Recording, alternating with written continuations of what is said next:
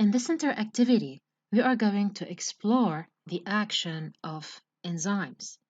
And in this case, we are going to explore the action of lactase enzyme. So, what is an enzyme? Usually, we hear a lot about enzymes when you talk about digestion. So, what is the role of these enzymes in the digestive system? Enzymes are biological catalysts. What does that mean? It means that they speed up the reaction without being involved.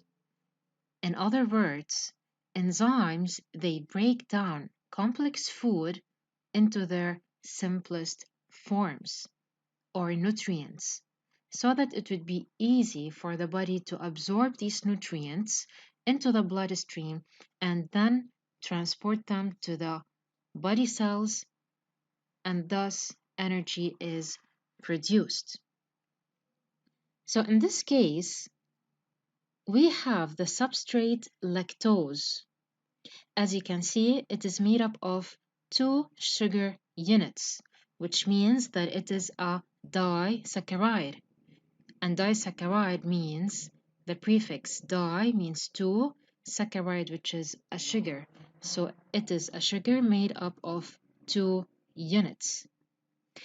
Now, this is the lactase enzyme, which is specific in digesting or breaking down the lactose substrate into two sugar units, which are the glucose and the galactose.